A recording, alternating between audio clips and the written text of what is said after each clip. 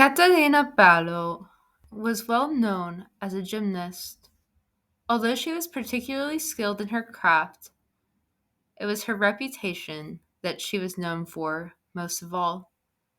Catalina was a bit arrogant in addition to being a show off. She could not be bothered to talk to anyone that she viewed to be lesser than her, and her teammates were not off limits to this behavior.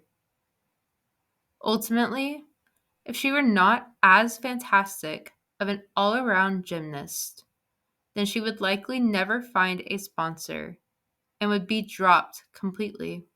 However, unfortunately, for those in the gymnastics circle, her presence made the team success that much more likely. If a team failed, it was never because of Catalina Barro. She practiced harder than anyone else.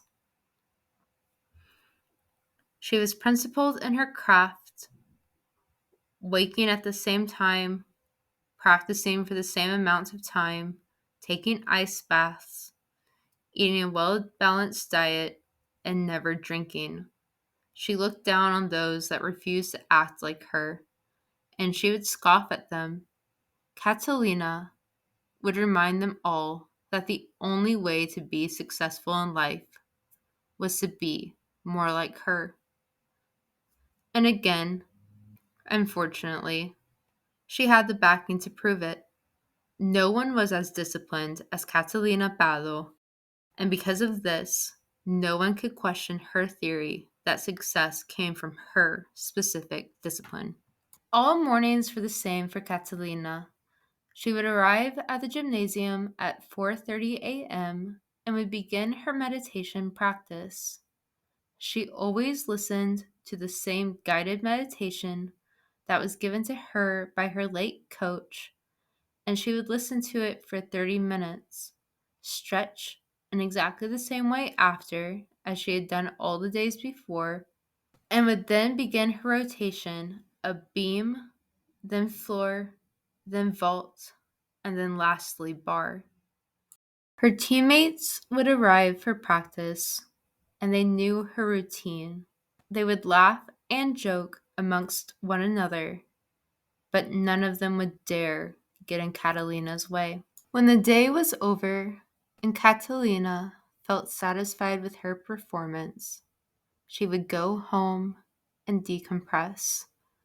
Each day was always the same protein rich meal provided to her by her personal chef with the same ingredients as the night before, and the night before that, and the years before that. Catalina's only focus in her life was gymnastics. Her house was scarce, with barely anything in it at all. She had a maid for cleaning, a chef for meals, and for the rest of the time, she was alone, and she preferred it that way. A competition was coming up in just 3 weeks, and she could not afford any distractions for herself. With it being 3 weeks out from the competition, Catalina was more prone to her angry outbursts. Each day, she would make a snide remark to her teammates about how their refusal to follow her routine was in bad taste, and that they were only screwing themselves out of better scores and a chance at joining the Olympics team. One morning, her teammates surprised her and actually arrived at her normal time. Catalina was initially happy by this, but her mood soon turned sour. Her routine was very strict, and these girls, instead of meditating with her and understanding the seriousness of her practice, only complained about how early it was and how they wished that they could have slept in a little bit longer, not understanding why they had to arrive at 4:30 a.m. One of them even had the audacity to say that she would have preferred the option to arrive later and forgo the meditation practice altogether, as she found it to be stupid and not worth missing out on her sleep over.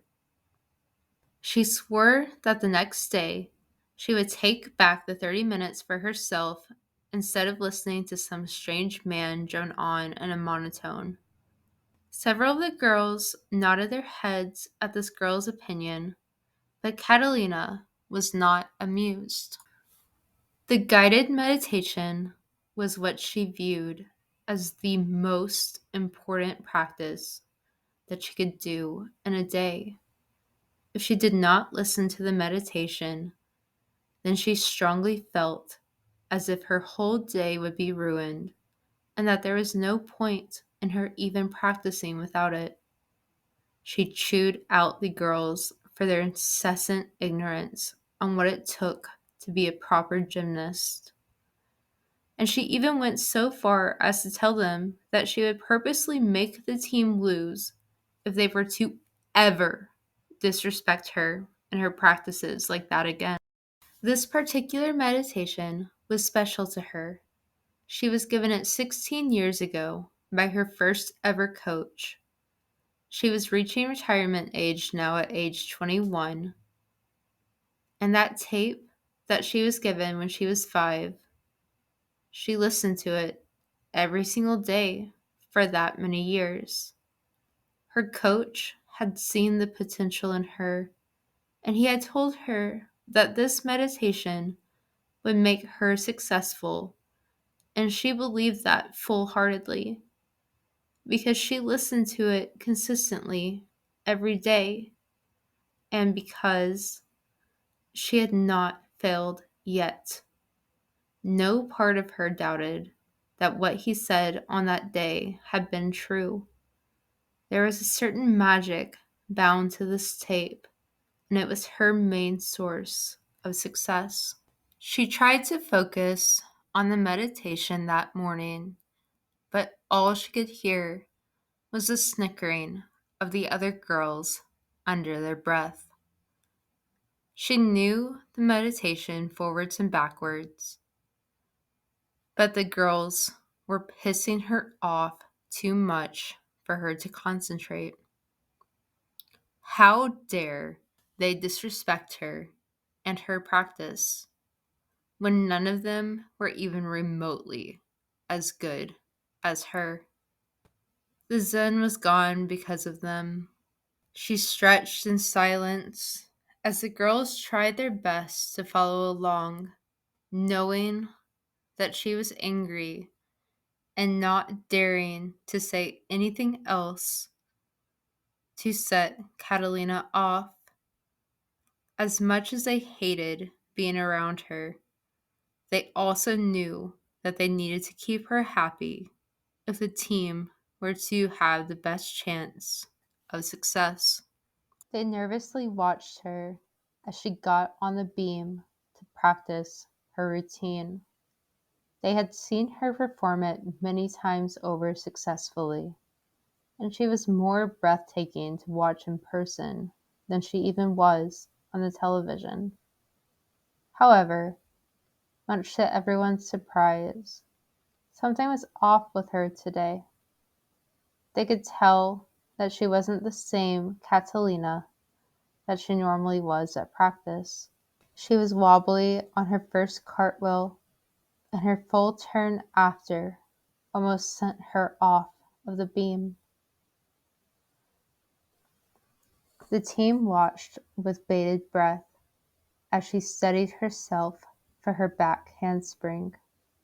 She landed, but her foot was too wobbly, and even though all of them saw what was happening, none of them were quick enough to catch her as she landed on the ground and yelled in an agonized scream. The coach ran over to her, and Catalina, feeling broken, let out a fierce, primal growl. She was escorted out of the room as her teammates stared at her. She stared back with cold, dark eyes and said something to them that almost sounded like a curse about how they had made her miss the meditation tape and how they would pay for it. The coach called each of the girls individually later that afternoon to give an update on Catalina. She had broken her coccyx, her wrist, and her talus, and was unlikely to recover before the competition. I know that you girls don't like her, their coach said before continuing, but she seemed very insistent that you should all follow her guidelines to make it up to her for this. As most of you know, this was going to be her last year of gymnastics before retiring. And I think that as arrogant as she is, that she has a right to be prideful in her routine. Reluctantly, the girls all showed up at practice the next morning at 4:30 a.m. to begin Catalina's routine at her request. What they had not expected was that Catalina would be there as well to monitor and watch them do what she had told them to do. They all felt uncomfortable, but there was something so terrifying about Catalina that no one dared to speak up out of fear of what she would do. Satisfied, Catalina pressed the start button on her cassette player and watched the girls as her old coach began to speak. She could tell that they weren't connecting with the message the same way that she did, and that some of them even seemed uncomfortable, but she didn't care. These girls had made it so she couldn't listen to her tape yesterday, and she knew that her not listening to the tape was why she fell. These girls were directly the cause of her injury, and she was going to make them feel pain the same way that she did. On day 4, Carol's attitude towards the tape and the meditation seemed to change. They had the same look in their eye that Catalina always had, and they seemed to have her same determination. They won their competition by an unprecedented amount and qualified for the Olympics, or at least most of them did. There's just one problem. The girls without the tape suddenly felt as if they couldn't perform any longer. They felt as if without the tape that there was no reason for them to continue. They were becoming obsessed with it, and Catalina had the only copy. Without that tape, all the girls were truly ambitionless, like zombies. They began calling Catalina's phone and demanding the tape from her, and they refused to accept the answer of no, telling her that she was being selfish for holding on to it when she no longer needed it because she was retired. Catalina knew what she had been doing, and she was not worried about the threats from these girls. She could tell that she was being followed, but that didn't matter to her. Unfortunately, for the people in her life, the threats having absolutely no effect on her ended up influencing them as well. One day when Catalina got home, she went into her fridge for her normal meal and instead found the head of her personal chef with a note inside of her open mouth. Catalina pulled the note out and read it. It said that she would be next. Catalina scoffed and threw the note away. She was annoyed, not because her chef had been killed. In fact, the head being put in the fridge actually made her life a lot easier. There would be no bugs for her to deal with for a little bit, and it was pretty easy cleanup for her. Locked the doors to her house, made sure that nobody was there, and submerged herself in the bath. An ordinary person would feel uneasy about the sight, but Catalina was just happy that her plan was working. She knew the power of that tape, and she knew the effect that it would have on the other girls. That tape was a spell gifted to her by her father. The only thing that Catalina had wanted when she was a child was to do gymnastics and to do it better than anybody else. So she had him work out a spell for her that she would listen to every day. And so long as she listened to the spell, then she was unstoppable. The girls didn't know that, and Catalina wondered just how far they would go to try to obtain their own copy. Catalina thought about destroying the tape, but that didn't seem as fun for her. She was retired now. The injuries had assured that, and she needed something else to occupy her time. She could tell that there were break-in attempts. And the night that she came home and submerged herself in the bath, she knew that she wasn't alone. She heard the clumsy footsteps of her intruder, closed her eyes, and submerged into the bath, and felt the hands being pushed on her body as it tried to drown her. After a while, the girl gave up, and Catalina came out of the tub, laughing. "You're never gonna kill me like that. Plus, how do you expect to find the tape if I'm dead?" The girl didn't seem to know what to do. She yelled at Catalina. She told her that Catalina had ruined her life. And, with a smile, Catalina just said, "Not yet." She left notes for the girls, all of the ones that were previously on her team, and them to meet her at their old gymnasium. And they all agreed. The next morning, they all showed up at the gymnasium to hear what Catalina had to say. If you want this tape,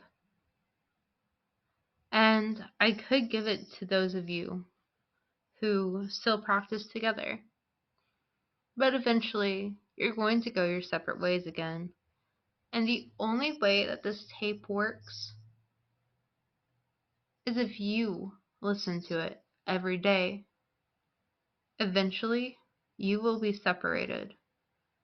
If you want to be as great as me, you have to take on ownership. This tape. Last girl standing. Be the new owner. Good luck, and let the games begin. With glee, she watched the mortals as they began to attack each other. None of them had brought weapons. It was all brute force that they used to try to kill one another. The last girl came up to her, feeling victory in her grasp, and Catalina just smiled at her as she extended her talons and killed her there on the spot, thinking it a rather fun game as an immortal to have watched all of the mortals kill one another under such a simple spell that none of them even would have been able to control.